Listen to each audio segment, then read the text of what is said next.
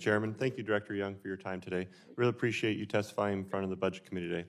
I want to talk about two issues that really hit close to home for my constituents. First, energy prices, and second, water, and how the President plans to address these issues in the fiscal year 2024 budget. The President has called on domestic oil and gas industry to produce more energy, but the President's fiscal year 24 budget removes tax deductions on small independent oil and natural gas producers. These producers account for over 90% of the wells in the U.S. and produce over 80% of America's oil and 90% of America's natural gas. These local producers are ramping up production to meet our pressing energy needs, while creating high-paying jobs and generating critical revenue that support our local public services in California's Central Valley. The President's budget proposes to end some of the tax deductions that many of these independent producers use to maintain depleted wells and invest in exploration for oil and gas. These are no different from standard deductions a business takes for the depreciating value of equipment or investments in research and development. Do you think it's contradictory for President Biden to call on oil and gas companies to increase production while at the same time his budget eliminates the tax deductions and burdens domestic energy producers with significant tax increases? Congressman, I'll point out that domestic production is about 1 million barrels per day greater than it was in January 2021. So we continue to see robust energy production in this country.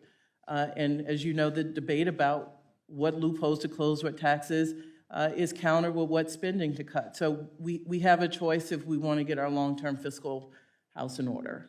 So what policies is in the President's budget will encourage oil and gas exploration and spur investment in increased supply?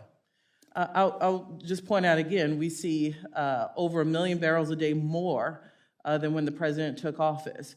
We see refinery up more than 28% than 2 years ago.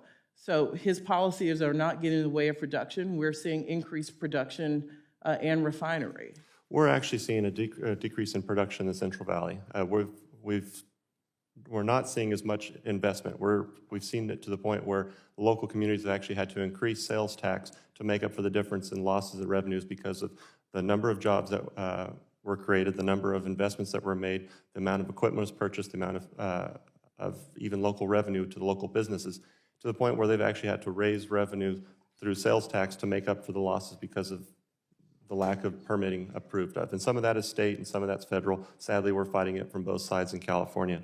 And I know that the tax credits are something that the administration doesn't support, but in the previous comments from my colleague from Texas, tax credits were mentioned as one of the ways that you would increase housing by giving tax credits to people to build more. And I would say the same thing would work for oil. And if you take away those tax credits, you're going to have the opposite effect of what you're going to do for housing. Now on to water.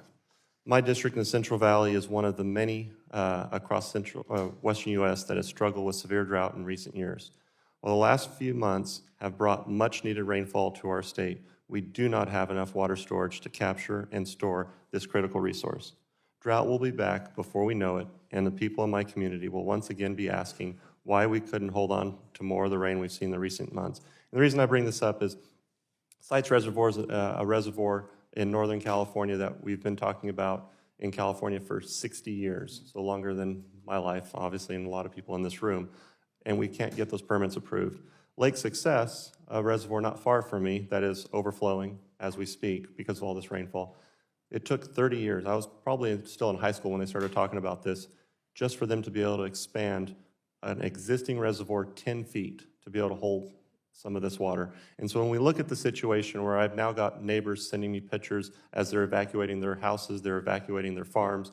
One neighbor only a mile from my house, a couple miles from my house, is actually moving his cows off of his farm as we speak.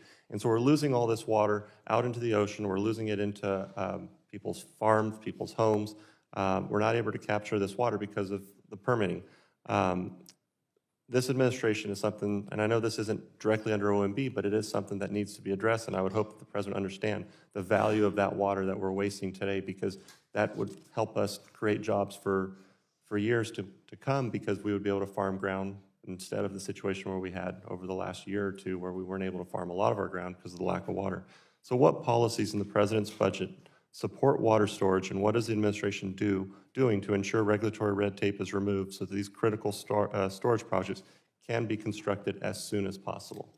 So I spoke about this earlier, and I know we're short on time, but one, I think there is room here in a bipartisan way to work on permitting. Both sides have plans. Both sides have said they want to do something about it. We have to sit down and do something about it. OMB has a small piece of guidance we put out to try to help streamline, but it's going to take congressional action to do something further, and you've heard the president talk about this, so I hope the room opens to be able to have fulsome conversations that result in changes there. We do, with bill resources, bipartisan infrastructure law, put some funding in the West towards drought. And we are not taking it for granted that the rain will not continue forever, and we've got to find long-term solutions. Water Smart is one of the things we're doing, but we know it's too little, and we've got to figure out something. 40 million people, I know more than half, are in California who are dealing with the Colorado River situation alone. So you have my commitment to work on long-term drought solutions in the West. Just one thing to note, in the bipartisan infrastructure bill, one of the reasons why I was very much in opposition to it was because it specifically was drafted in a way that would prevent one of our most affordable projects from being expanded, which is Shasta Reservoir. And why they would do that in a piece of legislation. I mean, if you're looking to save money and invest, that would be one way. And in California, it's always interesting. If they want to build high-speed rail or they want to build a football stadium in LA or San Francisco, environmental regulations almost don't even exist to them. But we talk about a reservoir for 60 years and can't break ground on it. The gentleman's time has expired. I yield Very back. important issue for the West and the Southwest, and I appreciate the dialogue and the openness to bipartisan solutions.